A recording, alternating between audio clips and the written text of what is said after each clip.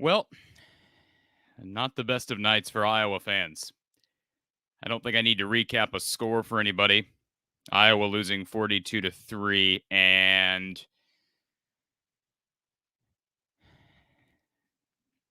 I was wrong. I was absolutely wrong.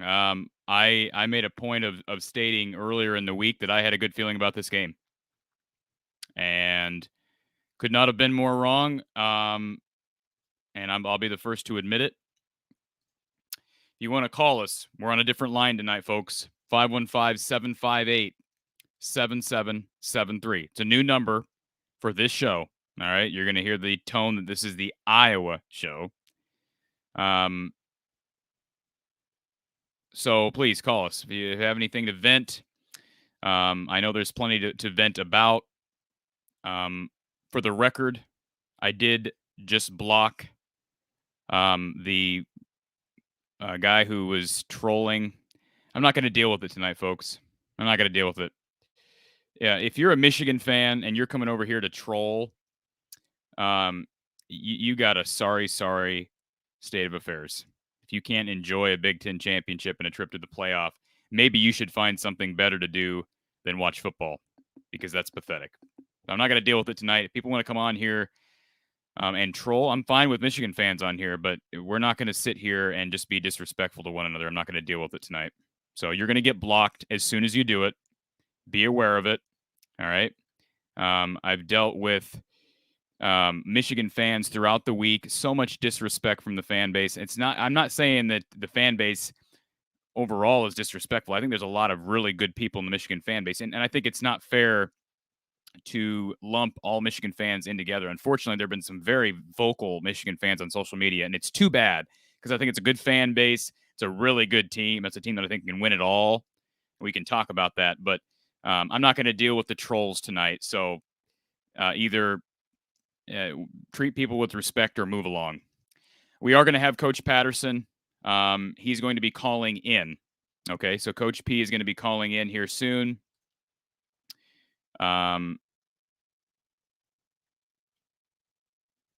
So let's go ahead and take our first caller. Thank you for calling Iowa Postgame at the Voice of College Football. Who's on the line? Yeah, this is David. My comment that I noticed is that Iowa lost 42-3 this game. I kind of went back through all of the scores just to try to see if there's a comparable loss that we've had. We scored 45-6, or we lost to Stanford 45-16. So I had to go all the way back to 2004, where Arizona State beat us 44-7. So it's incredibly disappointing, the state of this game. That's really my only comment. You're right. Yeah, and I said the same thing. I said the only time I can remember Iowa getting completely dominated like this in recent memory would have been, first of all, Florida at the Outback Bowl in 2016. That was a terrible game. I was at that game down in Tampa. Just pathetic. And then you're right. The game against Stanford was a total domination. And these are the types of games, caller, where you start to realize there's still a big gap between teams like Iowa and teams at the top of college football. And it's sad. It's a sad reality check. I was wrong about, my hopes for this game and for this team. But I've never denied the issues on offense. They got some serious issues, and there needs to be an overhaul. This offense is bad, and it needs to be overhauled. Yeah, for sure. And we talk about the Hawk Slayer Bowl. That was still 45-28, right? We lost to Tennessee. But we kind of hang our heads and call it, the Hawk Slayer. But, man. That was bad, though. I know it was 45-28, but that was another bad one. Right. Yeah. So, no, you're right. A loaded disappointment. Yeah, you're good point. Good on you for bringing that one up. I forgot about that. And certainly Iowa responded with the 12-0 season and kind of masked that performance in 14. But again, when they went up against a team with a ton of athleticism and just Stanford dominated Iowa in every position. It wasn't just Christian McCaffrey, but the bottom line is Iowa's got a lot of deficiencies, and it's been masked much of the season by a special teams unit and defense that's just ridiculously good. For sure. All right. Well, thanks, man. Appreciate the call. Call anytime, all right? All right. Let's talk to our next caller. I want to let everybody know, we just created this new show, a new call-in line, and it is a bit of a process. So when you call in, you're going to be screened, all right? And all you need to say is, this is John, this is Dave, whatever your name is. Please just speak that into the phone when the screening question comes up, and then we'll connect you in order. So appreciate the cooperation on that. And the reason why we're using a different line is because, of course, Mark Rogers has got a show of his own for college football tonight, and we wanted to make sure we had multiple lines open. So we made a new show and new call-in line. So appreciate the cooperation there. I believe we have Coach Don Patterson. For those who are on hold, please hold on the phone. I believe we have Coach Don Patterson on the phone. Coach, can you hear me? Yes, I can, Cory. Can you hear me? I can hear you. It sounds like you're driving through traffic, but we appreciate you hopping on with us. Yeah, am I loud enough, or should I? I'm going to have to talk really loud, I guess. I can hear you. I just hear some traffic in the background, but that's okay. We're just happy to be able to hear from you. First of all, what was the experience like? I know the game didn't go the way any Iowa fans had hoped for, the way I had thought it would go, certainly. But what was the experience, first of all, like in Indy? Well, it's a wonderful venue for a conference championship game. I think it was the largest crowd I think they've ever had for a championship game, or maybe second largest. I'm not sure, but capacity crowd. It seemed like the numbers were pretty even between us and Michigan, so a lot of local support on both sides. Don, I expressed early on that I was disappointed with a lot of things early. I was not disappointed with Iowa taking a shot with the Gavin Williams pass play to Monty Pottebaum. The throw was a little overthrown, and of course, Monty stumbles. How big was that play? And of course, the following play, and then subsequently the missed kick from Shudak. How much did that just change things so early? Well, you're right. At that point, of course, the game was very much in doubt. And it's just unfortunate that we overthrew the halfback pass. It was a new territory for Pottebaum. You know, he hadn't run that kind of play before. Excuse me. I'm a little bit hoarse from the game. But it was all about lost opportunity early. You know, the missed field goal, and then we had to settle for the field goal in the red zone. Meanwhile, in the early stages of the game, I would have to give Michigan credit for being the more aggressive play callers. They had the edge on us in that regard, of course. First off, with the halfback pass, of course, for 75 yards. And, of course, they ran a pitch back to quarterback as well. So they had a pretty aggressive game plan all along. Of course, they had a plan for McCarthy also. And logically, every time he was in the game, almost every time, it seemed like it was some form of run, maybe with him carrying the ball even. And it's just frustrating that we couldn't lose out on so many opportunities early. And as you're well aware, you probably discussed it already, one of the huge priorities was to be the first team to score a touchdown. You know as well as I do, Cory, I was disappointed when we deferred. Yep. Correct me if I'm wrong, but we did win the toss and we did defer, right? Correct. I was furious, Don. I'll just be honest. I was absolutely furious with that decision. Yeah. And, of course, someone would say, well, they didn't score on the first possession.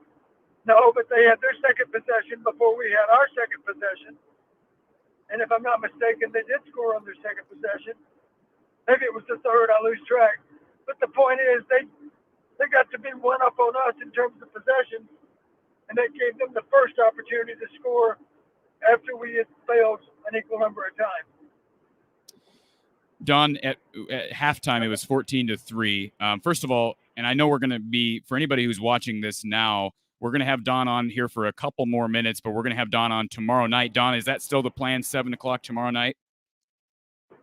Yes. So we're going to have Don on tomorrow. We're committed to making it home.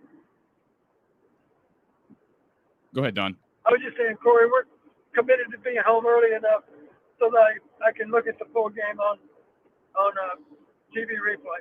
Yeah, so I don't want to get into a lot of specifics, and I don't want to keep you. I know you're hoarse and you're wanting to get back to the hotel.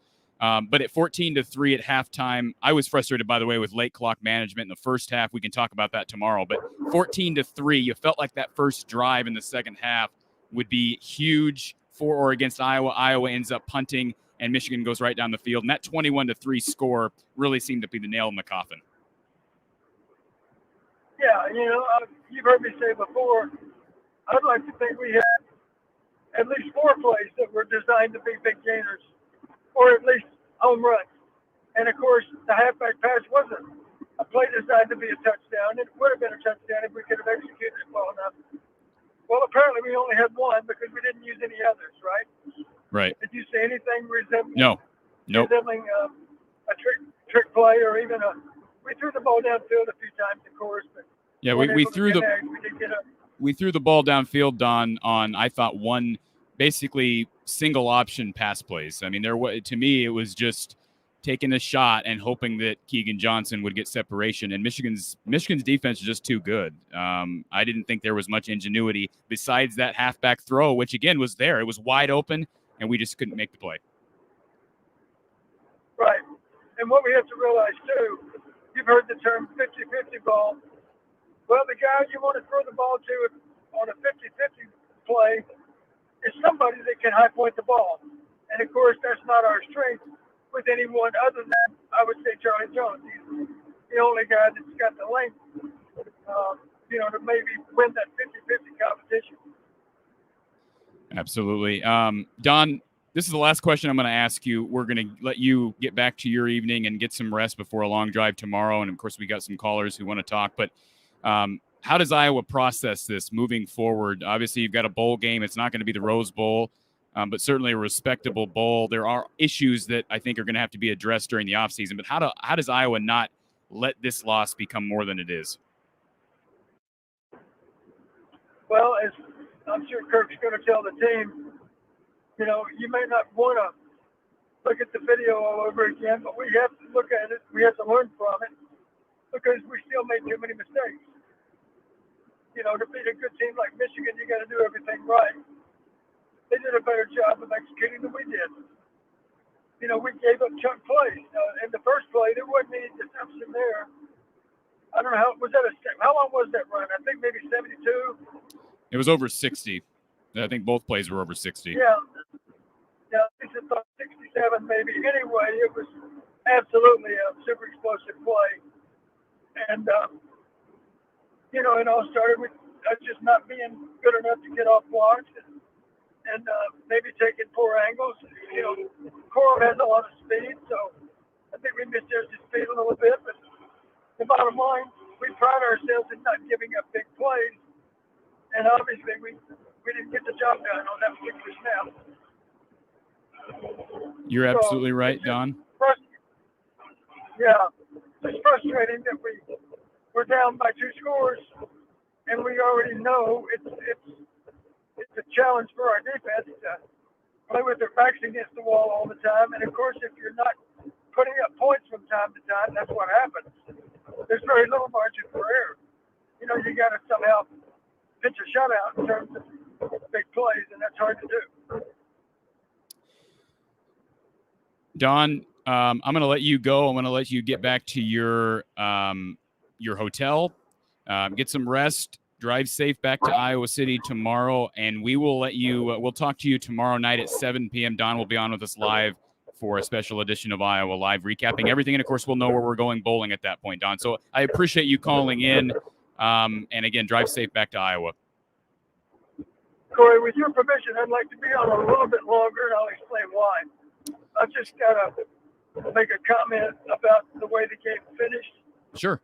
I just want to say publicly, I'm very disappointed in Jim Harbaugh for the way he handled the game at the end, because it was disrespectful to Kirk for the way he handled that game. There was no reason to be running exotics when you're up 28-3 in the fourth quarter.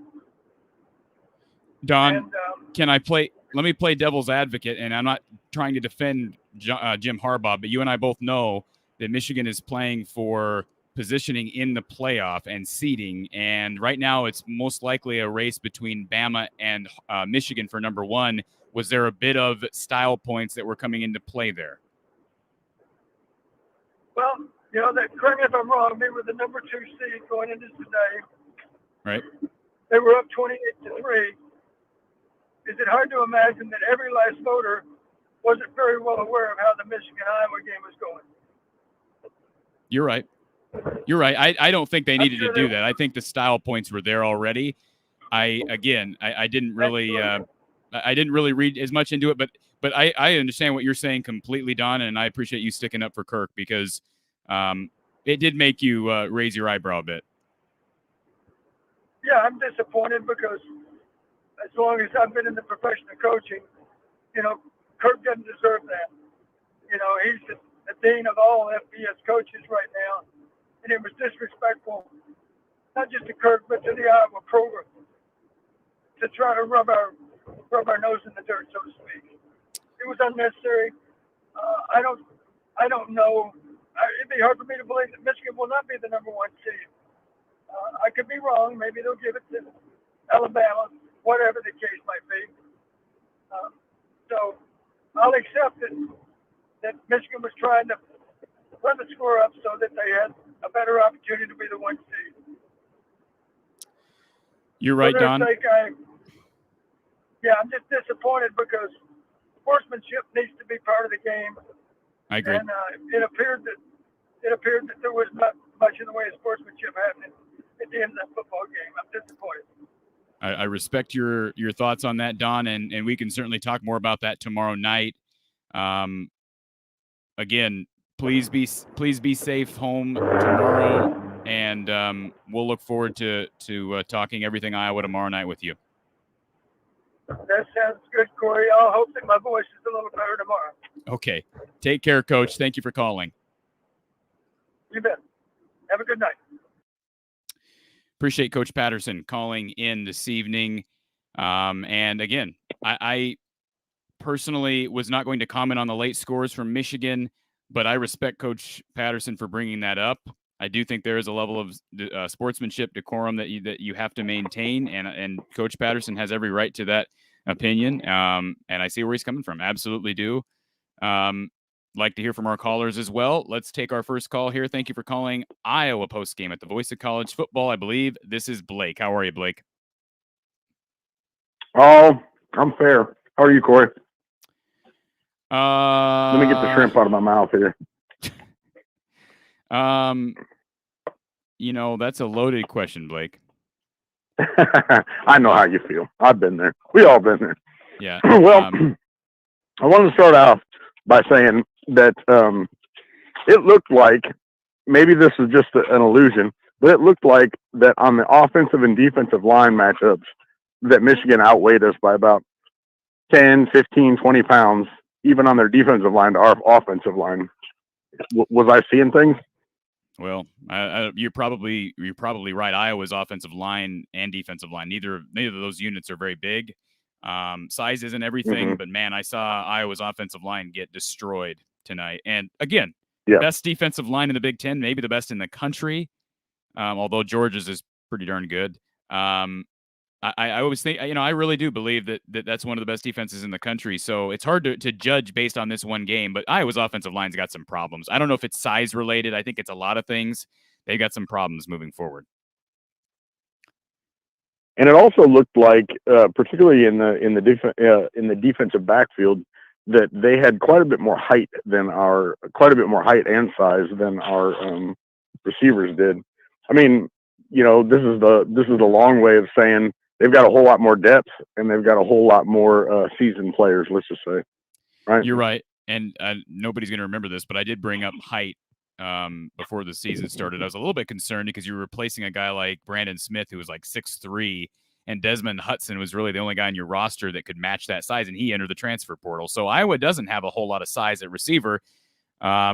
Again, I don't know that's – I think Iowa's got a lot bigger problems than that. But you're right. Michigan's defense is just stacked everywhere. That's a really good football team. I think that team can compete for a national title. But you are right. Iowa was overmatched all over the place. there was a couple plays in particular where I saw our tackle against Hutchinson. I think he was switching sides on the line, which was a little bit odd to me. But I thought he was more of a specialized player. But basically, all he did was get beat in our footwork. I would think that going into a game like this, with that kind of star power on their line, not just him, but who was the other guy? Ojabo or what was his name? Anyway, the one thing that you can work on immediately or within a couple weeks is your footwork. Hey, let's lead this guy a little bit more. Let's take a little bit wider step. Let's get off the ball a little bit better. It didn't seem like it happened, but I agree. Yeah, we've got. Here's what I'll say, caller, real quick, and I'll let you continue. We've got some technique problems with some of our experienced offensive linemen. That's a concern to me. I'm not going to call anybody. I think everybody knows who I'm talking about. It's not just one guy, but we've got some technique problems, and that's a concern. Because technique should not be an issue this late in the season. That should not be an issue. Right. Yeah. It takes a year or two to grow, to work out into some size. I can understand that, but at this point, your technique should be up to snuff at least.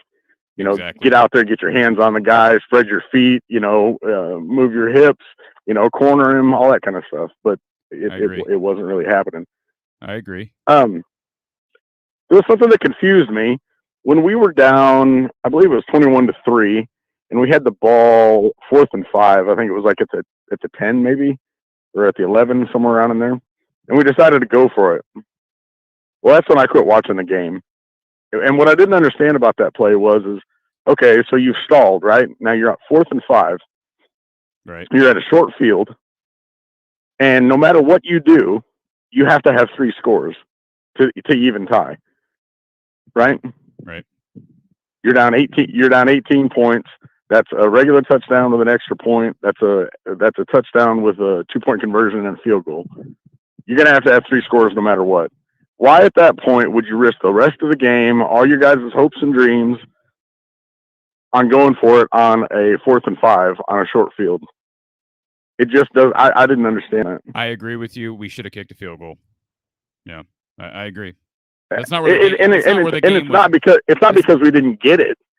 It's because you're there and you've got 1 down left, and this is the rest of the game. You got a quarter and a half, I think, is about what was left, and we go for it. It just didn't. It just didn't make any sense to me. You're right.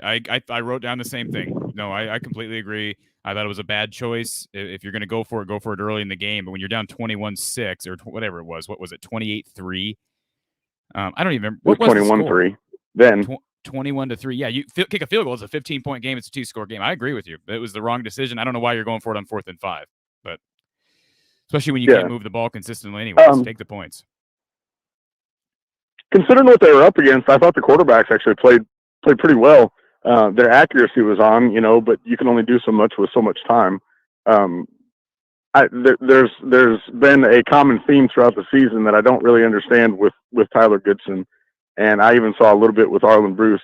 I don't know if you remember Sean Green or if you got to watch very much of him, but he was fantastic at he was fantastic at finding a crease in a hole or in a line and just bulldozing through it, no matter what. And it seems like our guys try to pick their way through the line or wait for some humongous hole, or they're always trying to stretch it out and wait for some cutback lane. And I don't know what they were like, growing up in high school, what their line was like, what their running style was like. But to me, they got to get some of that toughness where they just stick their head down and find something. I saw it several times where it doesn't seem like it's developed throughout the year. And, when you've got a poor offensive line, that's the kind of thing you just have to do. Sometimes you'd rather take a chance, for 3.5 yards or 2.5 yards than, stretch it out and try to turn it into 25. I mean, it didn't show up as much in this game. It's been more in other games. I think they were more straight ahead and inside the tackles this game than outside in those zone stretches and all that kind of stuff. But that's something that I think Tyler Goodson needs to work on. I agree. Tyler quit Goodson's trying to turn everything. Quit quit trying to turn everything into a home run, because it's not going to happen. He's not Sometimes an NFL back just right put now. your head down. He needs to come back for another year. No, definitely, most definitely. I agree. Did Charlie Jones end up coming back after he hurt his shoulder? I don't believe so. I could be wrong. I don't believe so. I wasn't sure if he did or not. Yeah, I saw that Max Cooper was in Okay. there, and Well, I don't believe he was. To close out my call, I want to say this. Your last caller, Zach, not Mr. Patterson, but Zach, it sounds like maybe he made a bad bet. I don't know. But he was kind of rude. He was a little bit ugly. He was kind of sour. But I will say this for him. I'm with him that I told you the same thing would happen. I didn't want it to. I didn't want it to. Yeah, but I thought no matter who we were against in the Big Ten championship, that we would be overmatched. Yeah, I don't have a problem with being wrong. I've been wrong before. I'll be wrong again. I had a feeling about the game. It was obviously wrong. So yeah, I'm fine with being wrong. No, you're cool, man. I've been there. You know, you brought up the Stanford game. I was so confident. I was like, I was going to make some magic plays. They're going to be able to neutralize McCaffrey. You know, Stanford's not that great. They're on the West Coast. We're going to show them how to play real football. And my hopes and dreams were shattered within the first 15 minutes. Yeah. I mean, I was there. That hurt even more than tonight. I almost kind of somewhat expected a bad outcome tonight, but I didn't against Stanford. That was a completely different deal. Well, I wasn't shocked that Michigan won by double digits. I am shocked that they ran up the score 42-3. I was very surprised, but I just didn't think. But again, Iowa's defense can only do so much. This was not on the defense. This offense is really bad, and it's like I said. I think there needs to be an overhaul. That's my opinion. And I don't know where that starts, but I think now when you get into the offseason after the bowl game, there needs to be some serious discussions about staff changes. I don't know what changes there are, but need to be made. But man, this offense is really, really bad. And there's no denying that. Like, the coaches can't look at this and deny it. The offense is bad. So there needs to be some changes. But again, I guess we can have those conversations after the bowl game. In the last 3 games, I was actually somewhat impressed that we actually did change. Of course, it was probably 4 or 5 games too late, but they started bringing in some different plays, some shotgun and things like that. And I wasn't actually against or disapproving of the play calling tonight, other than they ran that same rollout where they optioned the tight end. He comes off a block and goes out into the flat. I think they ran that play about 6 or 7 times. That was a little bit too much in my opinion, but I mean, the play calling was creative, but you know, when you're overmatched and you're out recruited and you don't have the depth, you know, it shows. I mean, you're right. I love our guys. I really do, but it's a team sport. It's just, it's not a heart sport. I mean, it's the whole lineup, front to back to forward. I mean, and they've got the horses. We'll have to get there. I agree, caller. I agree, Blake. All right. Take care, Cory. Have a good one. Thanks, Blake. Thanks for the call. Have a great night. All right. Let's move along here before we get to Hawkeye Howard, who I believe is our next caller. Real City, they was honoring number 42 who died. Lighten up. It was nice to see them have the insignia there in honor of the Oxford shooting victim, one of the Oxford shooting victims. So shows you that there's a lot worse things than losing a football game. And it was good to see Michigan honor them tonight. Thank you for calling Iowa at the voice of college football. I believe this is Hawkeye Howard. Hey, bud. How's it going? People need to stop asking me how's it going. Yeah, well, that's kind of habit. Well, That's I stopped watching the game when they went 28-3. I got to say, when you get down in the red zone, you run twice in a row. They know it's coming. Brian France needs to be fired. I can't say it enough. But, of course, it won't happen. But the play calling, again, in the red zone, let's run it. And the opponent knows you're going to run it. So that's, and I'll make my comments really short, and I need to get off the horn. But at the end of the season, I know you said we'll talk about staff changes. And I mean, there needs to be an overhaul from the top to bottom, not the defense, but I was very disappointed in the game. But I'm like you, when I come into the game, I had a feeling the Hawkeyes could pull this out. Yeah, I did Am too. I right? Yeah, no, you know my prediction. So, and that one gentleman who first I heard called, and boy, I hit the brakes and I pulled over here, and that was very disrespectful. That Zach, I know the only person that's an idiot is him for even disrespecting me like that. And and that's all I got to say. And I'll keep it short because I know you have other people on hold. But Cory, keep up the good work, and let's go Hawks. Basketball season's here. They had a decent game, the other day. Yes, they did. So let's we'll see what happens in the bowl game, and we'll dust off our pants, get up, and pull our bootstraps up, and we'll go to the next game. Appreciate the kindness, Howard, and drive safe tonight. Okay. All right, buddy. Thank you, and go All right. Hawks. Go Hawks. Take care. All right. Rolling along here, and before we get to our next caller, I believe we've got a super chat that I don't want to forget here. D-Dub. Cory is awesome no matter what Salty Zach says. I appreciate that. I really do.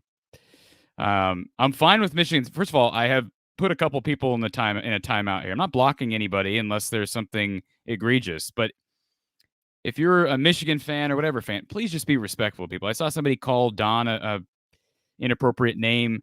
That's just so inappropriate to someone who's given so much time to this show. I don't care if you're an Iowa fan or not. If you're not an Iowa fan, you can go watch a different show.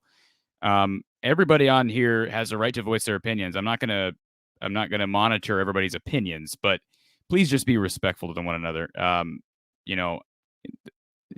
Again, that's just so much more important than football. So, but appreciate this again from D-Dub, super chat, and always the support. Appreciate the support from him and the listening ear.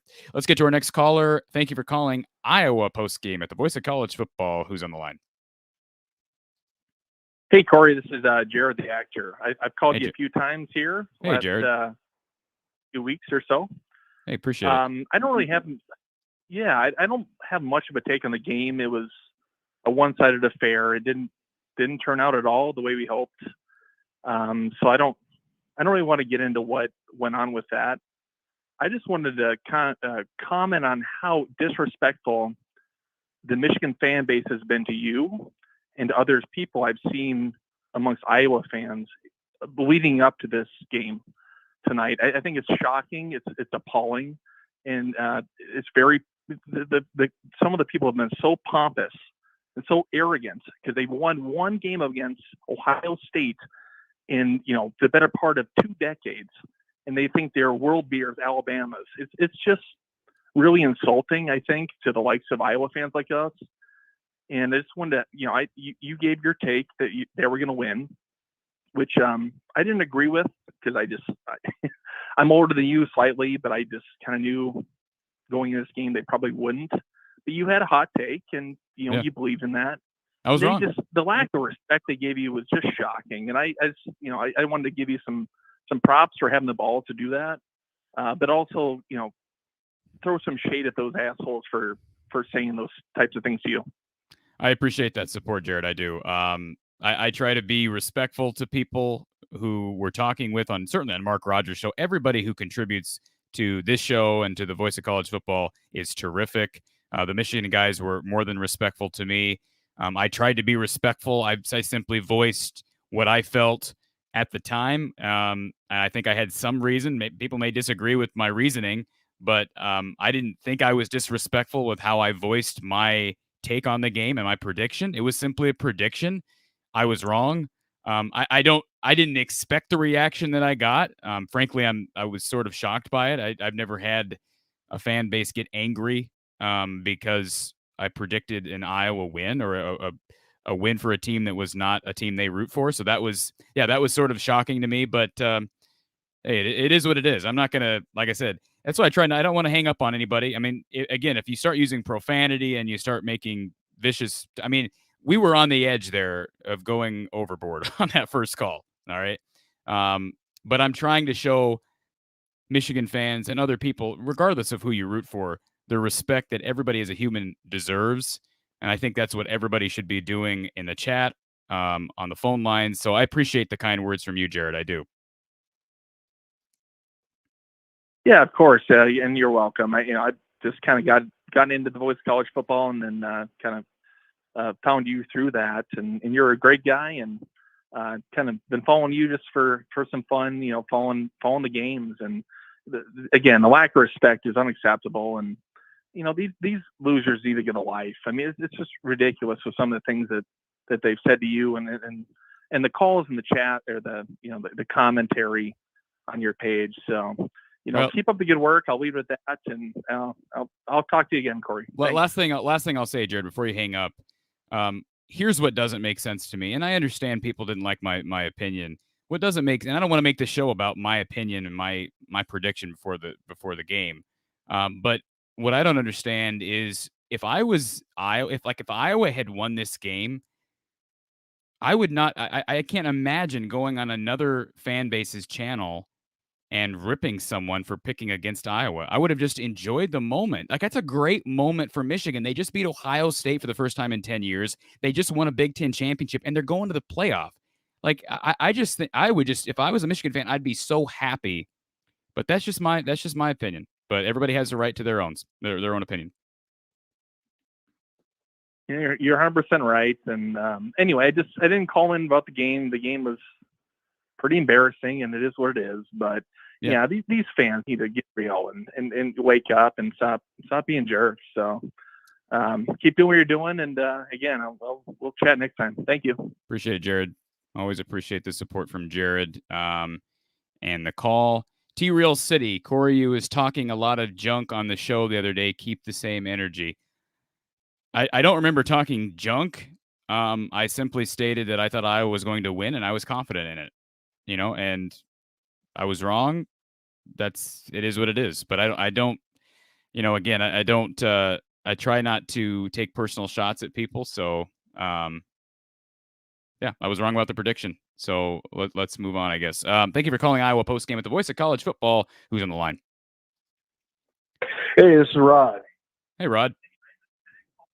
Hey, man. Hey, I actually have a comment that I listed a couple notes for, but okay. What happened to Coach Patterson on the call? I didn't catch that.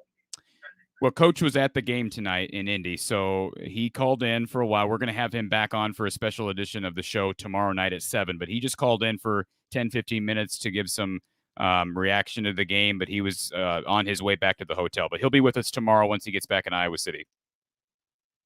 Oh, okay. So here's my comment. We're 10-3. On paper, it's a good season. Obviously, you got to get there to lose there. I get all that. But we're 10-3, no thanks to the offense. And I guess, you look at these offenses across the country that are firing their offensive coordinators for only getting 30 points a game.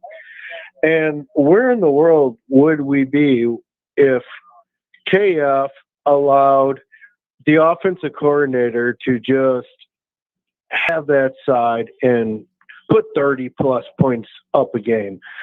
The places we could go.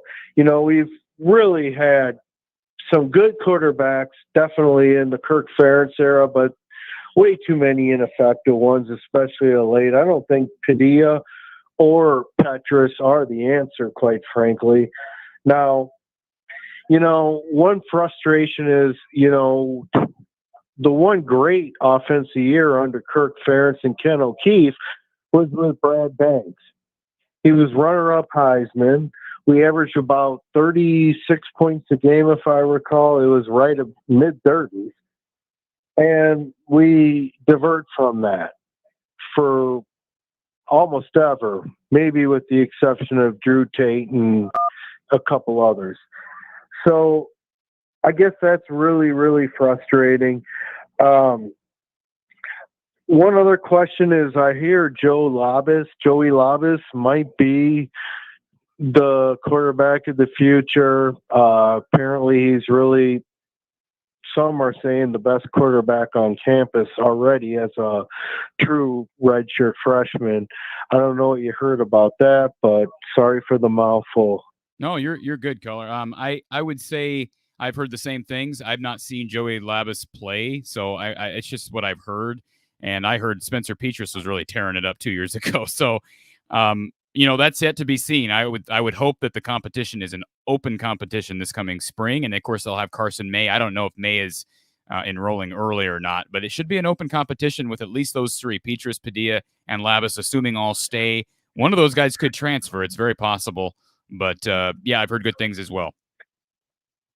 Well, one thing I was going to say, too, is, if you look at the all-time passing leader, Nate Stanley barely edged out Drew Tate, even though Drew Tate had missed about close to half a season of his senior year.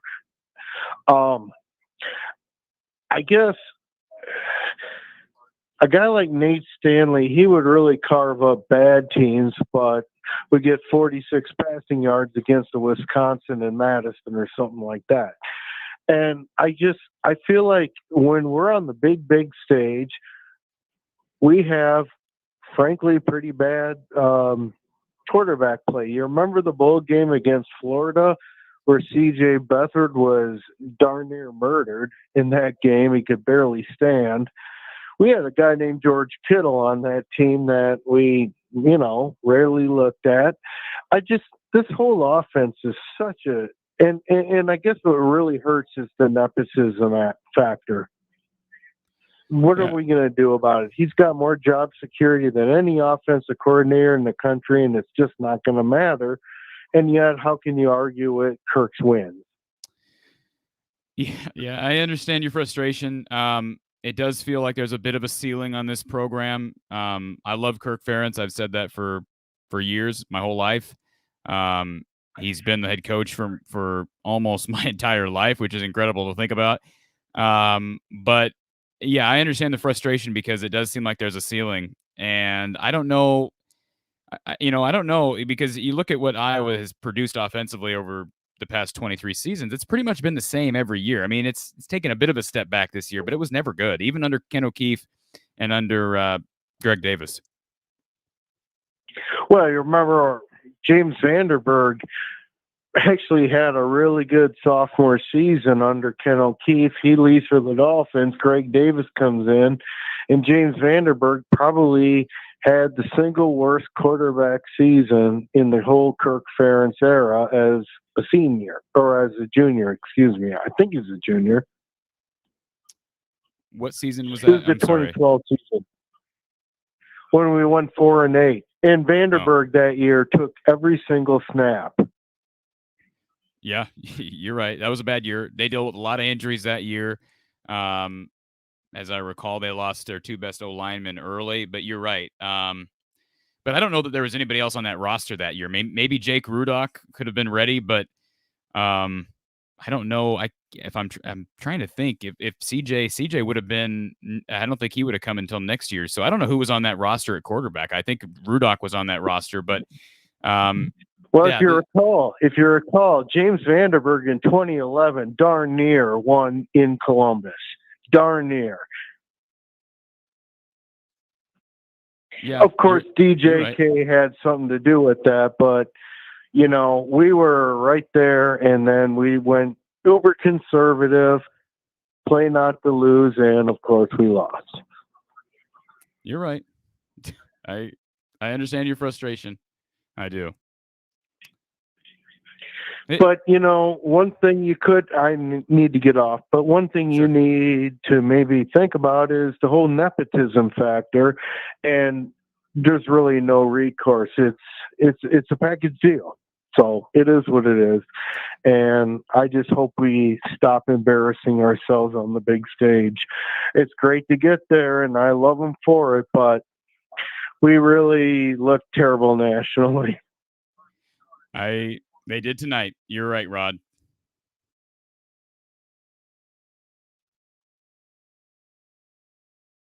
Are you still with us, Rod? Okay, he's gone. Appreciate the call from our caller there. And I want to clear something up. For the record, we don't normally screen calls. This is a brand new channel. I want to make this clear. It's a brand new, not a new brand new channel, a brand new call-in system. So we don't normally screen calls, all right? So, I've got a lot of moving parts here. If I call you by your title, caller, that's nothing personal. It's hard for me to remember everybody's names. I got a bunch of names in my chat. I've got names in my caller system. So please don't take that personally. That's not a slight on anybody.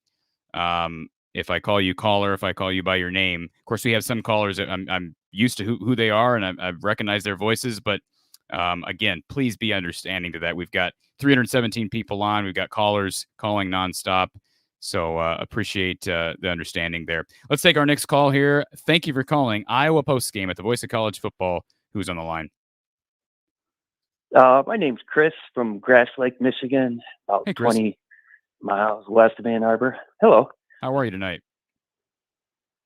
Good. I heard earlier I was on hold, and, if there's somebody calling up being an idiot and being disrespectful to you, your show, your fans, those are probably young, childish idiots. And I hope you don't think the Michigan fan base is completely like that. Absolutely. They're a little arrogant, I'll give you that. No. But coming from me, I'm a 49-year-old, been started watching in 1980. Iowa's had our number.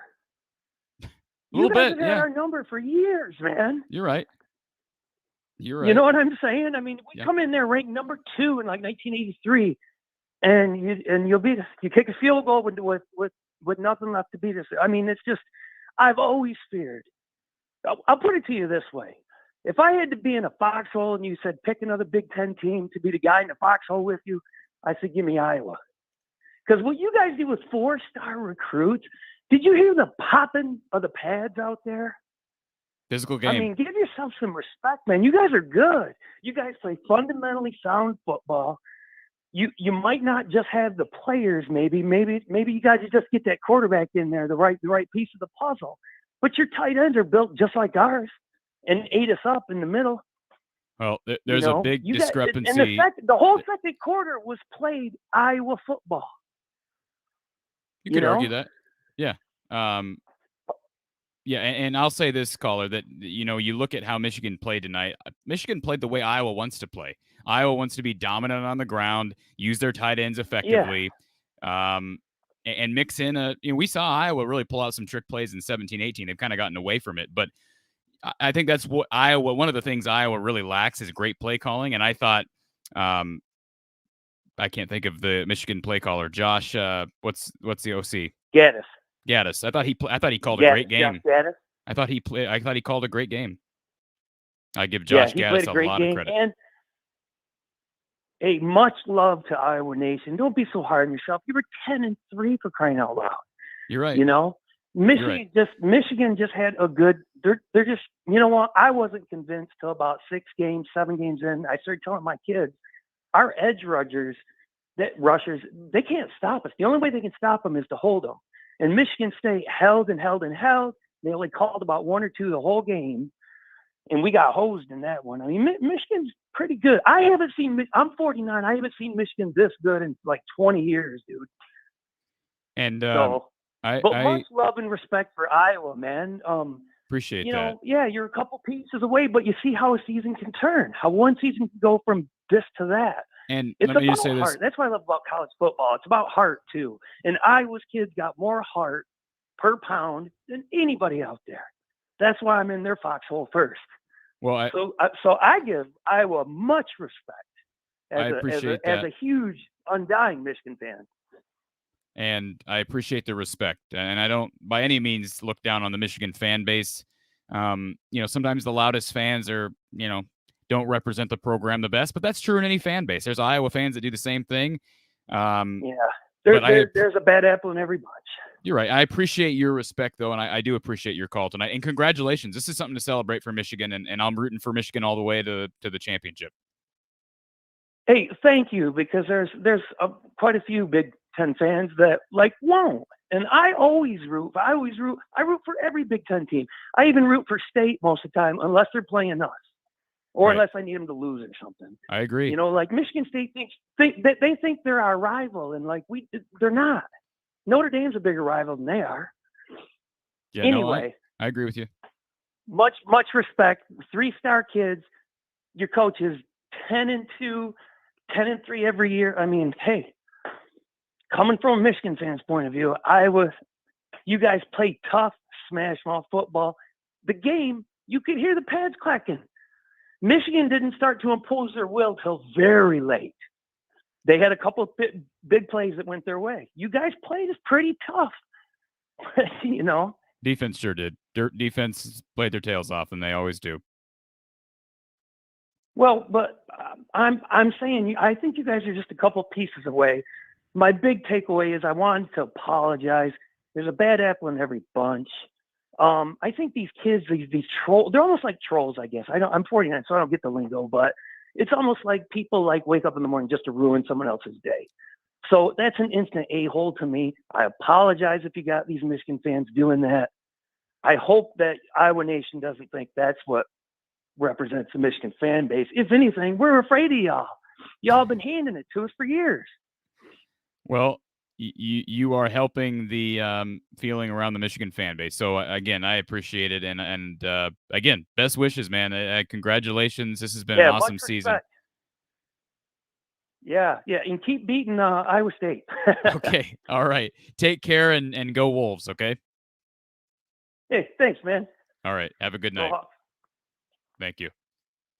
Appreciate that caller from Michigan. T-Real City. Cory, get out your feelings. Number 42 is Oxford, Michigan. I understand he was number 42. Yes, you are right on that. T-Real City gives us another one. Appreciate this. My bad. I thought you ignored me. My apologies, Cory. I'm not trying to ignore anybody. Not trying to be disrespectful to anybody. Not trying to ignore anybody.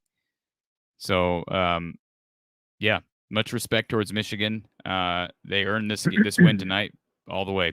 Let's get to our next caller. Thank you for calling Iowa at the voice of college football. Hey, Cory, this is Vincent. Hey, Vincent, how are you? Hey, not too bad. Just want to give your prior caller much kudos. You know, not every or that's a class act by a Michigan fan, and that's good to hear. I know most Iowa fans would be doing the same thing or saying the same thing. So nice to hear that. Yes. From a Michigan fan. And just to you, I just kind of clicked in a little bit ago to listen. I'm not sure what transpired at the beginning of the show or what I guess Zach may have said. I guess he said some pretty nasty stuff. But you know, the prior caller, that's how most Michigan fans are. And I'm the same. You know, Michigan just has a great team. They have a lot of good pieces. I see them going to the college football playoff and then making a run to the national championship and, excuse me, even possibly winning a national championship. So I'm happy for Michigan. I'm happy for the Michigan fan base. And for those that are calling in or sending you negative emails or negative calls, tell them all to do this. Go home and practice falling down because nobody else cares about what they have to say. Just wanted to say that real quick. Thank you. I appreciate the support, and I do appreciate the kindness, Vincent. You've been nothing but respectful, as most of our callers have been all season. So, again, I understand why people get upset if somebody picks against their team. But, you know, I have a lot of respect for Michigan and what they do. So, and they earned that game tonight. There's no question about it. Yeah, I don't know how picking just, you know, or making a pick, Cory, on your end constitutes you talking smack or being negative. That's just sport, you know. So if someone has a problem with that, you know, tell them to try chess or something else. But anyway, couple quick questions if you have just a couple more minutes. Sure. Yeah, and I just want to throw this out here right now. Corn and Cattle, get in touch with me. Yeah, he's volunteering to be a moderator. We may need to look at doing that. So get in touch with me. I'm serious. After the show, Corn and Cattle, get in touch with me. Vincent, before you ask your question, I do want to get to a super chat before we get too far behind. Go ahead. Lord Grimm can't hate on the score running up when you turn the ball over on your side of the field twice. Michigan's supposed to just turn it back over. Understand the viewpoint there. And I'm not the one who called that out. Coach Patterson expressed some frustration by Jim Harbaugh running up the score there at the end. I was not going to say anything about it. For the record, for any Michigan fan who wants to rip me for that, I was not going to say anything about that. But I respect Coach's opinion on that, and I'm sure he'll explain with us tomorrow. But go ahead, Vincent, with your question. Well, just to piggyback onto that, I don't feel Michigan was necessarily running up the score. Yeah, could they have run it a bit more just to drain the clock? Sure, but that's the Michigan offense. Yeah. So I don't think that they were running up the score. Excuse me. But those that are, have to have the negative comments. I mean, all you can do is just ignore that. But to go to the question, sorry. After watching tonight's game, and this is probably a couple loaded questions for you, Cory, but do you think, and this is just my opinion, but do you think the game has kind of passed Kirk by? Do you think it's evolved beyond Kirk, where it's just because you see in some sports where coaches, they have a lot of success, they do really well, but eventually the game evolves past them. Do you think it has with Kirk? I don't think so. I don't know that I would describe it that way. I understand what you're saying. I don't think it's necessarily passed him by. I do think there needs to be some serious evolution. And I'd like to think, I mean, some of the guys who are successful at the college level, there's not a whole lot of guys left who are older than Kirk. And I'm sure I could come up with a few. I mean, Nick Saban is not a whole lot younger than Kirk.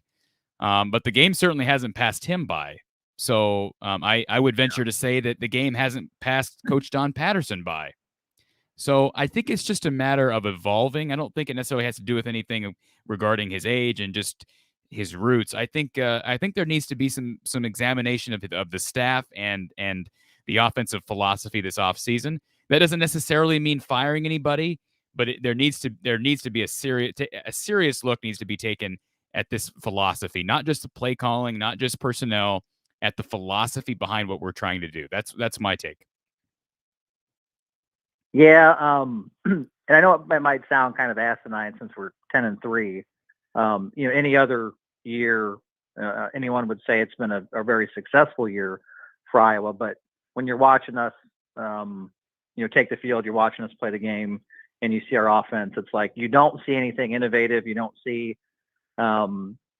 anything where, I don't want to say more modern, but it just doesn't seem like our offense, like you just said, has evolved or taken steps forward to stay up to speed with the rest of the offenses in college football, the successful offenses in college football. And I absolutely love Kirk Ferentz. I'm just like you in the prior caller a couple before, where I've watched Kirk his entire career, and I just there has to be some evolution with the offense, which is why I asked that question, because we don't see a whole lot of that.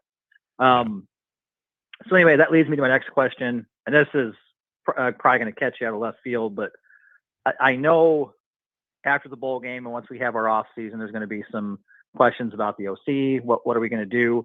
We know Kirk's not going to, fire his own son. Do you see him bringing Brian down maybe to a offensive line coaching position or something different?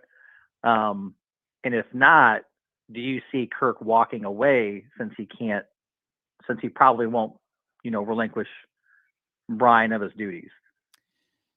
No and no. First of all, he's not demoting Brian. I don't believe that's ever going to happen. Second of all, Scott Docterman reported earlier today that Coach Ferentz told his team last night that he will be returning for 22 and multiple years beyond. That's his plan. He did? Okay. That's his plan. That's according to sources reported on by Scott Docterman of the Gazette. So I don't know what the future holds for personnel. I think the best solution, if Brian doesn't have a future here, and I'm not here right now to say whether he does or he doesn't, but if Brian doesn't have a future here, I think if he could get an offensive coordinator position at a different school, that would be the best way to appease the Ferentz family, because Kirk deserves to be handled respectfully, with dignity, with honor. His family deserves to be treated in similar fashion. They've done so much for this program. So I don't know. To answer your question, I think we'll have to wait and see. But he's not getting demoted, and Kirk is coming back next year. I'm confident about that. Okay. No, and I agree with you. He's done so much for the university. His wife, I believe Mary is her name. They've done so much for the university, the Children's Hospital. Yes, I agree with you. Handle things with class. And Iowa's a first-class school, first-class coaches, and first-class players. Something in my head, though, just tells me, after the bowl game, that there might be some grumblings of, maybe Kirk retiring. But if you've heard from other sources, I'm just repeating what Scott Dochterman reported earlier today. I do want to address this before we move on here, Vincent. High Seas Bandit Try says, Cory, which team had more fans in Indy? I'm assuming that's a sarcastic question, that we're assuming Michigan had more fans. I don't know. Did Michigan have more fans? I didn't hear an official count. Certainly they were louder today, but who wouldn't when you're winning 42-3? I don't know the answer to that question. Does anybody know? Were there more Michigan fans than Iowa fans at Indy today?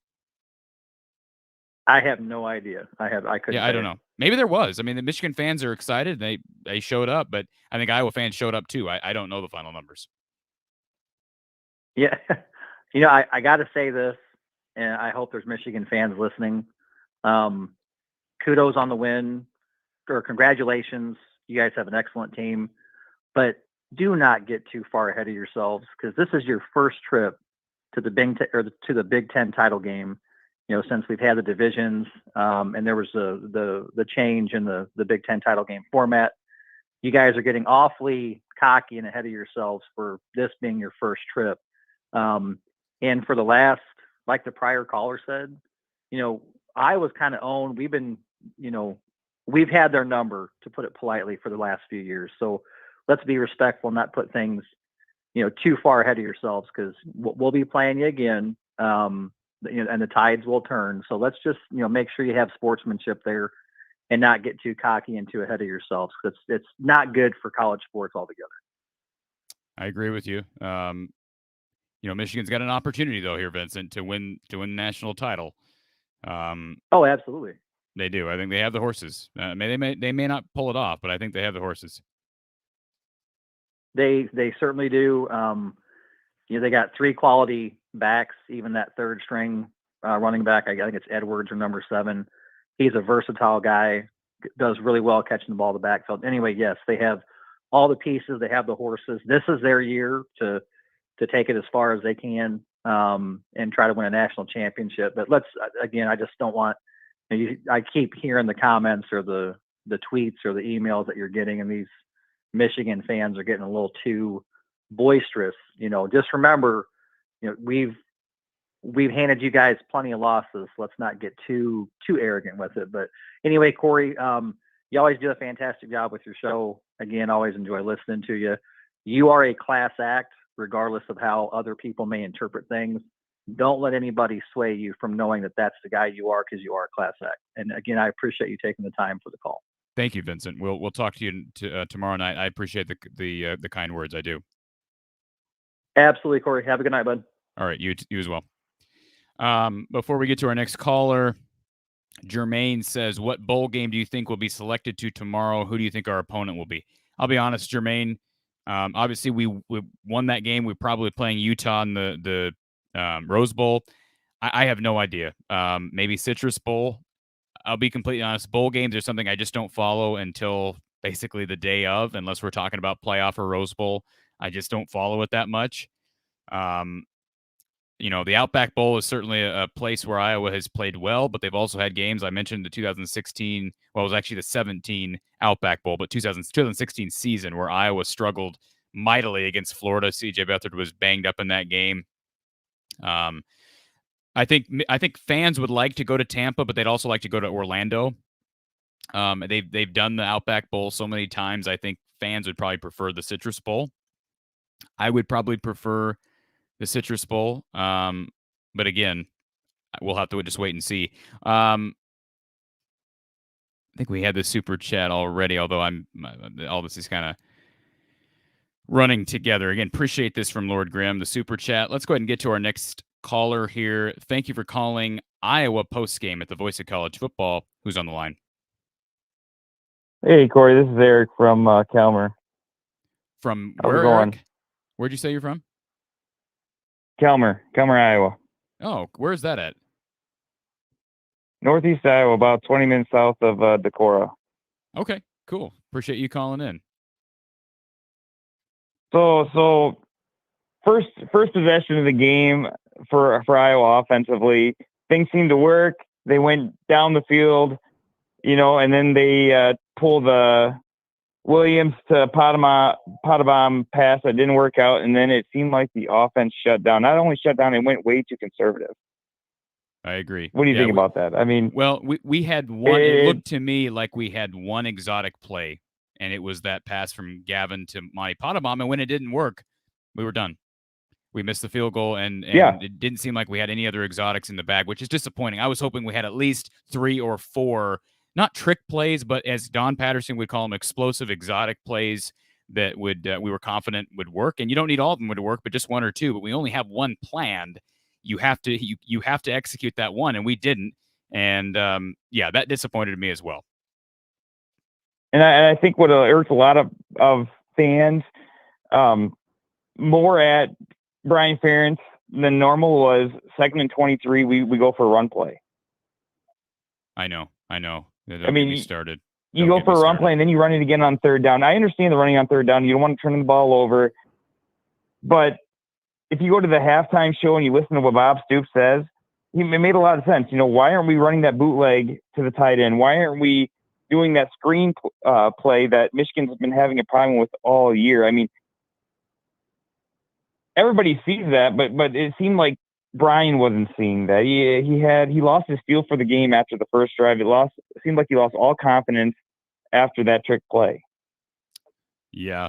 It doesn't help when you have an offensive line that just cannot block. I mean, that's just that's where we're at right now. I know that's a great Michigan defense.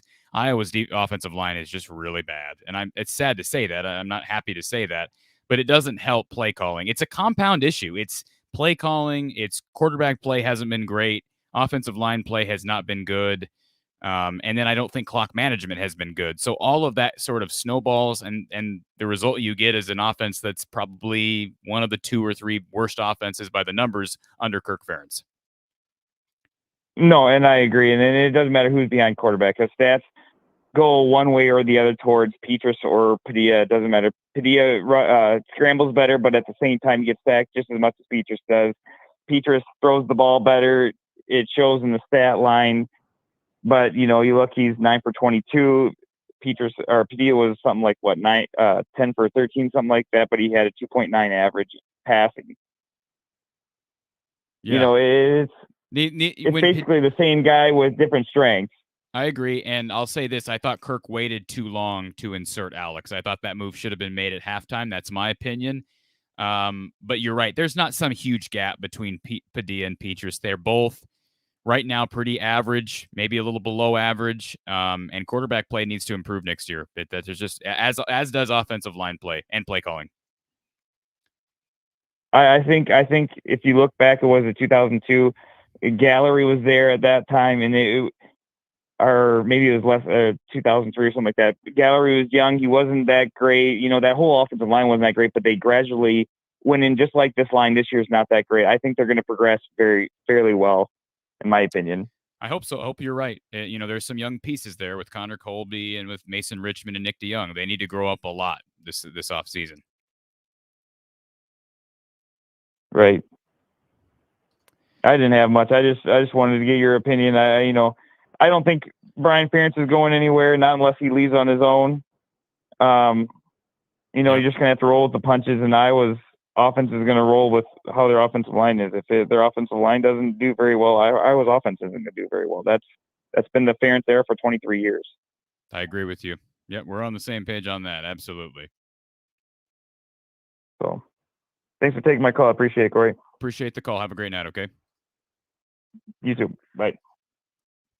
All right, let's get to our next super chat. T-Real City, appreciate the donation to the caller. Fans heard Cory and felt a way. Yeah, you have an opinion to feel a certain way. Was it disrespectful to say Michigan fans weren't going to travel because they spent too much money on the OSU game? I don't feel that was disrespectful. What I said was that is there a possibility that perhaps there are more Iowa fans here than Michigan fans? I kind of felt that would be the case because of so many fans investing in that Ohio State-Michigan game. Now, could I have been wrong about that? Absolutely. Absolutely could have been wrong. I've been wrong many, many times. So, again, I haven't heard a final tally about attendance tonight. Certainly Michigan fans showed up, and everything I've heard, Iowa fans showed up as well. D2K2J. Cory gave me hope. Glad I didn't bet on Iowa. Apologize for that. I don't think hope's a bad thing. I hope you went into this game hoping and wishing and rooting as hard as you could for Iowa. That's what I did, and it doesn't always work out. Predictions don't always work out, and gut feelings certainly don't always work out. So I certainly would never encourage betting on sports. That's just me. Would never, ever encourage that. Certainly not basing anything on what I have to say. But, yeah, didn't work out tonight. But we'll live to see another day, right? There's going to be the sun's going to come up tomorrow for those players. I know, as bad as fans feel, those players feel terrible and the coaches feel terrible. Let's try to get to our next caller. Caller, are you with us? I'm hearing a lot of static. Are you with us, caller? Hello? We can't hear you, caller. Can you hear me? Yep, I can hear you now. Boy, I was hearing a lot of white noise there. Oh, I had some Bluetooth speakers or headphones in, so I guess that may have caused it. I got you. I can hear you now, loud and clear. Good.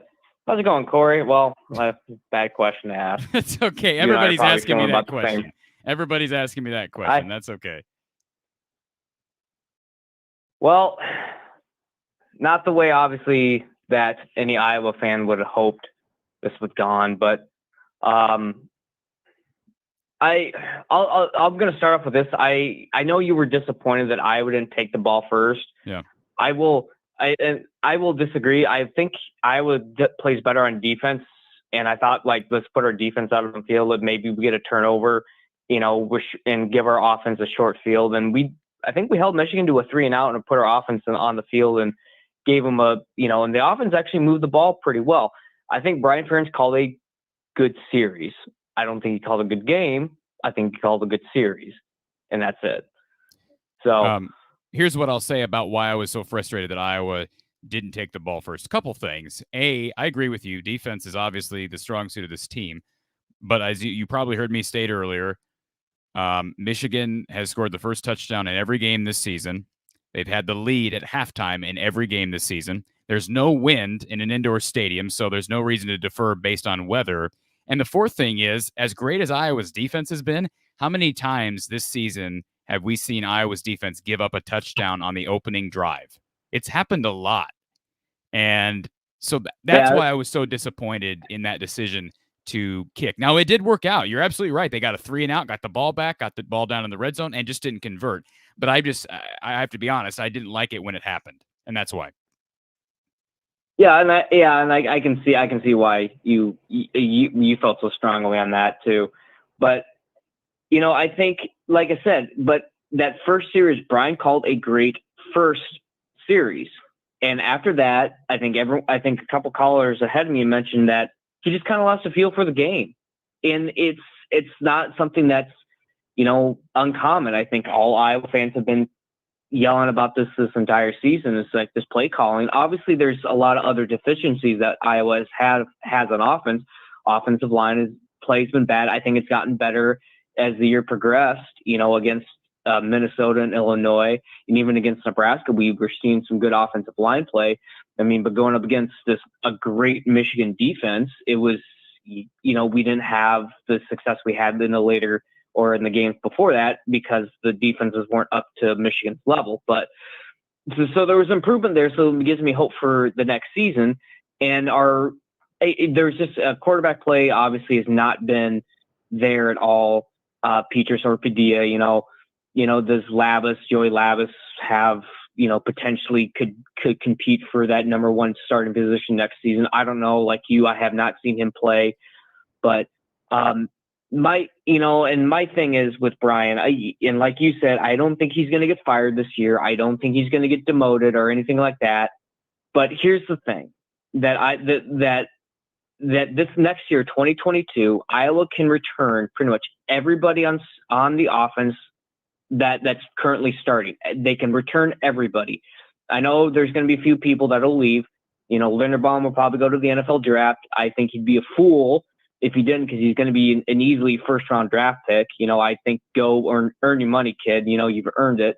I think Tyron Tracy may leave, transfer out because he's just not getting the reps at Iowa, and I understand his frustration. I think Goodson has the shot of, maybe going to the NFL, but the thing is, I look at next year, and this offense could be really, really good.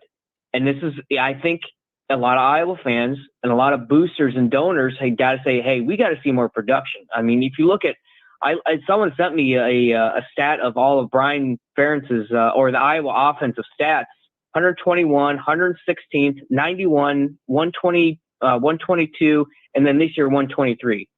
We have to see a significant improvement next year in Iowa's offense, because if not, I don't think Kurt's going to be the one to do it. I don't think Gary Barter's going to be the one to do it. It's got to get some pressure from the donors. And I agree, Kurt Ferentz has done a lot for this program, not just for the Iowa football program, but for the Children's Hospital. And I think we need to do it right, but there's a point to where, hey, unfortunately, this is a business and we are not succeeding at this business. Changes need to be made. I agree with you on the offense. Absolutely agree. We are in total agreement. Again, I don't believe Brian is going anywhere, and I don't believe Kirk is going anywhere. So if that's the case, if that's what we have moving forward, and I'm not saying that's a bad thing, but if that's the case moving forward, there needs to be some serious renovation in that offensive room this offseason. And I don't know where it starts. I'd love to get Don's opinion tomorrow night when we talk with him. But now that the season is complete, at least regular season and Big Ten title game, I think those conversations at least can start to be had. Certainly they're not going to be talking about this until after the bowl game, but I think it's fair to be discussing this, especially as fans at this point. Oh yeah, it's, and I've talked to a few people that I work that are Iowa fans and saying, hey, I'd like to see LeVar Woods take a shot at it. I know it's not going to be, they may have, dual offensive coordinators. I know some programs have that. I don't think Iowa will ever have that, but I think he's done well enough with special teams. I think he deserves a little bit of like, hey, we're going to see what you can do, So I would like to entertain the idea of, LeVar Woods, being the offensive coordinator, and maybe, hey, maybe he takes the head reins when Kirk Ferentz retires eventually. Oh, I know that was you're talking about Brian. You say Brian? Well, yeah, no, him taking over the offensive coordinator position, or like I know some schools do like two, like some of them have two offensive coordinators. They have I don't know how that works, but like, and then afterwards, maybe given, when Kurt Ferentz retires, I would like to see LeVar Woods maybe have a hat in the ring of taking over the head coaching position, because I think he's done well enough at the special teams position and, in other positions he's done at Iowa before that to, maybe have his name brought up as a potential replacement for Kirk when he retires. But I want to answer your question. Before I answer your question, I want to give a shout out to our super chat here. Madi Chowdhury, UM needed to score 42 for Tate, Oxford victim. I understand the connection there. And answer your question, I've heard people toss around the name LeVar Woods for next head coach. What I've been told, again, and this is nothing official from obviously the University of Iowa, but what I've been told is that's not likely to happen, because typically you don't have a coach take over as a head coach unless he's got prior experience as a play caller. you're not typically going to have a special teams coach just elevated to head coach. Now, if he were to end up being the D coordinator when Phil retires, maybe there's a route there, but I don't think he's going to jump from special teams coordinator to head coach. Oh, no. I wasn't expecting it like this season, but like maybe he gets, he gets bumped up to some type of coordinator position, maybe even inside of Iowa. And then when Kurt retires, he gets brought up as a potential replacement. But there's one thing, and I know we talked about the offense and the play calling, but here's one thing, and I don't know if anyone's brought this up, at least I haven't heard anyone bring this up, is so we obviously brought Padilla in, and you had said that you thought it was a little too late at that point. That you thought they should have brought him in sooner, which I somewhat agree. I thought maybe tried a different quarterback, someone who's a little more mobile. But here's my thing. So when Petrus got pulled, it didn't look like it was an injury. It looked like it was just like, hey, we're going to try something new and try something else, see if it has an effect. And in the first series, I think it worked out okay. And I'm not going to go into that because that goes into play calling. But the one thing I was calling for was some type of QB, like a design run for the QB. And the reason why I asked for that, because it's like, well, if Petrus is not hurt, if Padilla goes down with an injury or gets banged up a little bit, you still have a quarterback that's about the same level as him, that can come back in and, run this offense. So, and that's kind of one of those wrinkles you need to throw at, Michigan's defense, because they're looking at Iowa saying they're not going to run the quarterback. So we don't have to, we can pin our ears back, have Aiden Hutchinson, and I can't think of the other guy's name, the other defensive end, just, run rampant at them, and, we'll get a sack or they're going to throw the ball away, and, hey, our defense looks really good. When you throw a QB run in there, it kind of throws a wrinkle in things. And that goes all the way back to play calling, which has just been, obviously, we touched on it. No use beating a dead horse at this point. But, yeah, that I don't know what you think about maybe having a design QB run with a quarterback that can do it, and then having one behind him that's, healthy enough that can still come in and run the offense. I agree with you. Alex's ability to scramble and move not only in the pocket but outside of the pocket, I don't know that we've fully utilized that. And I don't know if Alex Padilla is the future at quarterback, but I agree. We're going to have to figure out a way to use his mobility, because he's still limited. Like, he's not Kyler Murray. He's not Russell Wilson. He's limited. So they're going to have to figure out a way to use his mobility to their advantage.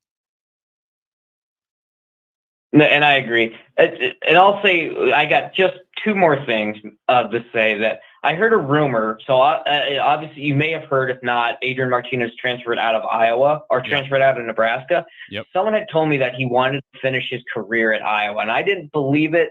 I don't know if you had heard anything, but I'm like, I don't think that's true. I heard Kansas State is where he's going to go. But have you heard anything about that? All I've heard is that he was visiting Kansas State, and that was just a report. I have not heard anything about Iowa. I would be shocked if he comes here. Yeah, I would too. But hey, Quinn Ewers left Ohio State. Maybe we can nab him. I know it's doubtful. I was making a sarcastic joke. That would be a shock. Yeah, absolutely. But hey, I think the one thing is, I think for Iowa fans, I know 10-2 or 10-3 season in a Big Ten title game. I think when Iowa fans looked at the very start of the season, looked at the schedule, looked who we played, and someone goes, you looked at Iowa, any Iowa fan would say, like, hey, 8-4, maybe 9-3, we'll sneak one of those ones we shouldn't win, but then you say 10-2 and we're going to the Big Ten title game. I think all Iowa fans would be like, yeah, we'll take that. And I think a lot of Iowa fans, I was a little disappointed too, because we go 6-0 to start and thinking, hey, everything's in front of us. I know our offense has got a lot of deficiencies, but our defense is playing completely lights out. We finished 10-2, and I think that's nothing to, or 10-3, it's nothing to, turn a nose up at and say this is a failure of a season. I know myself, I wanted a Big Ten title game, a shot at the playoff and everything, but I look at next year and say, hey, if we return a lot of these pieces, that could be a real possibility. It's just, I think then it comes down to the coaching side of things. I looked at next year's schedule, and it's pretty rough. We have Ohio State, Michigan, and Rutgers on the crossover games. So not some easy crossover games, but and last thing I'll say, and I'll get off the line here so you can get to some other callers, is that I've seen some people saying that, like, oh, Iowa really thought they had a chance against Michigan. I'm like, that's when Iowa plays their best. When no one talks about Iowa, 2017, Iowa versus Ohio State, 2018 or 16, I can't remember the year, when Iowa beat number 2 Michigan in Iowa City. You know, when Iowa is completely counted out of games is when Iowa shows up and beats those teams, either it's by a last-second field goal or just blows them out. But, hey, that's all I'm going to say. I'll listen. I'm looking forward to hear from Coach Don Patterson tomorrow. Did we lose you, caller? I think we lost him. Apologize for that. We're going to take 2 more calls, all right, because it's almost it's almost 1 a.m. here. So the last 2 callers are the ones that are on the line. So please do not jump on the caller lines now because we're trying to wrap this thing up. But appreciate everybody calling in tonight. Before we get to our next caller, I want to give a shout out to Ali Hamoud. I hope I'm pronouncing your name correctly, sir. First time I saw your show was when I found out Michigan is playing Iowa. I'm watching now because I enjoyed the coverage. Good for you putting yourself out there. Keep up the great work. Go Blue. Appreciate that and appreciate the donation. Absolutely appreciate that. Thank you. And again, every little bit counts and appreciate you listening. Also, Mr. TNA 2005, Cory, greetings from the great country of Romania. Good to hear some people from a bunch of different areas. And then Spaceboy, appreciate this compliment as well. All the kindness in the chat. Again, I'm not going to continue to address people who are just being disrespectful to one another. We're not going to have that in the chat. This is I'm not going to. We can't allow that. And I'm also representing Mark Rogers. You got to realize that. And I know Mark is not going to let his listeners be disrespected, his hosts be disrespected, or his guests be disrespected. So, if you're going to be disrespectful to one another, you're going to get blocked. And that's just, again, we're representing something bigger than just myself or this show. Thank you for calling Iowa Postgame at the Voice of College Football. Who's on the line? Minnesota Dave. Minnesota Dave. It's good to hear from you, brother. I've never been so happy to hear from a Minnesota fan. Maybe last week. Last week. I was happy to hear from you last week. Well, this week I'm going to say this. I don't know how to say it nicely, but Michigan fans are sometimes the biggest pricks I have ever met. So that makes you feel any better. I'm going to let you say what you want to say. I'm not. You're the one who said it, Minnesota Dave. Yeah. Other than family that I'm originally from Michigan, but I moved to Minnesota back in like '91, and I've been living here most of my life. But other than family, I met a lot of really rude, really, you can't really say anything. If I am trying not to totally swear on the phone, but asshole behavior by Michigan fans, because I've been a season ticket over here and I have to sit by these guys sometimes, and these guys are just total dicks sometimes. Well, there are to defend Michigan fans. There have been some very kind Michigan fans that have reached out this week. So, there's always going to be bad eggs. There's always going to be bad eggs. Yeah, there's far between. Yeah, but I appreciate your support. You've been very kind to us. First of all, Minnesota's a rival of Iowa's. You've been very kind to us every time you've called in. So I appreciate that, Dave. Yeah. You're welcome. I just won't be as kind on September 27th. Yeah. Is that when Iowa plays? Is that the Minnesota game? Iowa-Minnesota basketball? That's the Minnesota game. Yeah, we're playing you guys early this year. Is that in Minneapolis or is that in Iowa City? That's in Minneapolis. Oh, is it? Okay. All right. Because I was at that game 2 years ago. I don't know that we're going this year, but cool. Yeah, that'll be a fun game. Well, the one thing I'm going to say, I figure you're going to have to agree with me, is for anyone to win the Big Ten title from the West, they have to recruit or at least get a good transfer quarterback, because I just don't see it with even with any of the top at least 3 teams that can compete. in that championship game. You're going to need some good wide receivers. There's been occasionally some, and in the West, but there's not many. I mean, I look at probably the best wide receivers ever to be from the West lately is to come out of the West is Bateman and Johnson from Minnesota. I mean, usually Iowa has a good tight end. Usually Wisconsin has a good tight end. But it all comes down to can any of us get that QB that could at least be a 3-star, 4-star type guy? I mean, I thought Tracy Morgan was going to be, dominating the Big Ten, but he really has shown me nothing after 2019. It's been kind of a little bit of a downing point for him, but we get him back one more year. I don't know how that works, but he's going to be a 6-year senior. We'll lose half of our offensive line, but I think we have almost everybody return. Oh, and we also have our running back returning, Abraham. So Minnesota looks good next year. I think Minnesota, with the schedule that they have, could finally do it. I think so. Yeah, Could certainly. finally win that. Yeah, with Ibrahim back, he's going to be one of the best skill position players in the Big Ten. Oh yeah. Well, I think, like I said, what Iowa needs, personally, I think they need a new offensive coordinator, but they're not going to fire. He's not going to fire his son. Yeah, you're right. He's just not. He's not going to. That's the thing. I mean, Minnesota just got rid of Stanford and got back the Penn State guy that we lost from 2019, which I thought was unfair that Penn State fired him because it was a COVID year. I don't think anyone should have been fired after the COVID season because it was, it was not a typical year at all. But he ended up being fired from them, and we ended up rehiring him again. So I'm feeling good that maybe Tracy Morgan will feel comfortable with him as being the offensive coordinator, and maybe we'll figure out, why he was not doing so well with Stanford and why he's doing so well with the old guy. I can't remember his name.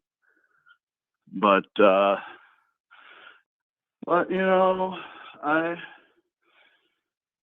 was kind of a little bit happy as you guys lost. I will say that. It's okay. I'd like to be the first team to win the Big Ten championship coming from the West before the West gets devolved again. But I'll let you go on to your next caller, and you guys have a nice night. Thanks, Dave. Have a great night. All right. Let's go to our next caller. Thank you for calling Iowa Postgame at the Voice of College Football. Who's this? Hey, Cory, it's Ben. Hey, Ben. Called you. Been talking to you a little bit through the season. Yeah. And we had been hoping for this Michigan-Iowa matchup. Yes, we had. You got your wish tonight, buddy. Yeah, I did. I mean, I wasn't expecting it to be this way. I really wasn't. And when you were predicting Iowa and you had that gut feeling, it was making me nervous. And I think, I don't know. I mean, I was nervous about it, and I think if this game happened again, I don't think we'd have the same result. It was just, but man, I'll tell you, I have a big respect for your program, and I would, coming as a Michigan fan and just getting to the Big Ten championship was a win for us. So I hope you guys I hope your fan base feels the same way. I think so. I think tonight's tough, but I think moving forward, winning the West title is a huge success. I've been saying that throughout. I mean, yeah, it's good. Yeah. I mean, the one thing I look at it, just if I'm trying to look at it from a non-Michigan fan perspective, Michigan was the best. I think they're the best shot for the Big Ten to put a presence in the playoffs. So hopefully that'll help out with the Big Ten and our conference as a whole. I agree with you. But I didn't hear all the other things that I saw. Apparently, did somebody get on and I didn't hear any trash talking or anything earlier because I went over to Mark's channel for a little bit. Sure. I didn't see yours. Yours wasn't the first one that showed up, and I didn't catch any of that. Was somebody being a big jerk or something? I'm not going to get into it. You're welcome to listen back. Okay. I'll rewatch it. I'll it's rewatch nothing it. personal to you. I just think that there's more. I don't want to talk about people who are being disrespectful. Gotcha. No, I understand. Yeah. No, I understand. You gotta, yeah. So, well, anyways, I was, I thought I was gonna be regretting making this phone call, and it kind of still bittersweet. But I thought when I was gonna be calling you were gonna be. I thought you were gonna be. I thought very well if you could have been the one just on top of the world. And I know I would just, but I was really surprised at the way it turned out. But Iowa's still a tough team, and they play a tough game. And I have all the respect for those guys because they don't quit. I mean, that defense, if you guys can get an offense together, you guys will be definitely a force to be reckoned with. I agree with you, and I'm happy for you, Ben. You've been very respectful throughout the year to us, and enjoy this moment. It's a special moment for Michigan. Yeah. Well, Cory, I don't have to keep you all night, but man, okay. I hope you guys get a good bowl, and hope you all the success in that bowl game. Okay, Ben. Thanks for calling, and go Wolverines. Yeah, thank you. You guys have a good night. Take care. All right, final caller of the night. Let's get to our final caller of the night. Thank you for calling Iowa Postgame at the Voice of College Football. Who's on the line? Hi, Cory. This is Destiny Pirate from Okoboji. Hey, Destiny. How are you? I'm doing good. First, I want to tell you congratulations. Oh, thank you. What are you congratulating me for? For you got a bunch of us listening to you, even though Coach isn't there. You know, Coach is kind of the star of the show, but we like you too. You do? Yeah. Man, I appreciate you. I'm glad you said that. I want to share a little story with you guys. Sure. So I grew up in Iowa, up in a farm by Okoboji, and my work ended up taking me all over the world. And one time I was on a subway in China, and I traveled over there, and I was doing some financial forensic work in Hong Kong. I was wearing a three-piece suit, but because it was so sunny, before I'd go into the office, I'd wear my Iowa cap. And one day I'm on the subway, and a Russian guy walks up to me and points his finger, and he says, "Dan Gable." And I thought, well, not on my best day. And what this story has to do with the Iowa football. Dan Gable was hired by a guy named Bump Elliott. Yeah, and absolutely. Bump Elliott, he hired Dan Gable, Lute Olson, and Hayden Fry. And I'm real happy tonight. The reason I'm happy is it's great being an Iowa fan, and it's much more than being about winning. When Hayden Fry was looking for a job, and I don't know how much of the story you know about Hayden Fry, but he was a coach at SMU. Yeah. And he decided to leave the program because of lack of integrity, on behalf of the program. And the program actually got shut down later on. Yeah. And Hayden Fry was very respected. Bump Elliott, Hayden Fry, those guys knew each other from the war years, and they were football guys, they were coaches, but they really saw themselves as developers of young men. That was the first priority, developing young men first. And then of course they like to win as well. Yeah, sure. And when Hayden Fry was looking for a job, Bump Elliott said, "You got to come up and check this out." And he came up to Iowa, and what impressed him is that Iowa had been losing, I think, for about 20 years. This losing seasons for probably 20 years straight. And the Iowa fans kept going. It was really the Iowa fans that won him over. And, then he came in and he won us over. He brought in a lot of great ideas, and, Kirk Ferentz is his protege, and this is what you see going on. This positive attitude. And so, I hear it when people say, gosh, do we need a new coach? Or what about the coach, the offensive coordinator?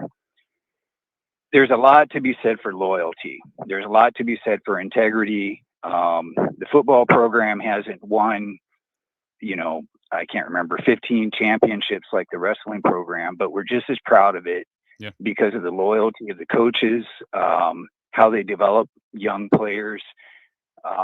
That's why you have this, I don't know his name, but the young man who just became champion of the WWE. And I think he, was only on the team for a time. I think he had a knee injury, but one of the first things he did, and I read articles about it, is he credited, the coaching and the program and how, the coaches and the teammates, they molded him as a person so he could succeed elsewhere. So everything's a success. I'd like to see us, it'd be fun to go win a national championship, but honestly, I think it's a lot more fun being an Iowa fan than pretty much any other team you could follow. Appreciate those kind comments. That's an absolutely perfect description of what we've had these last 43 years. And it's frustrating on nights like tonight, but there is a lot of character on that staff and a lot of character in that locker room. So, and that's been carried over from Hayden to Kirk and on down. Yep, and in the fan base too.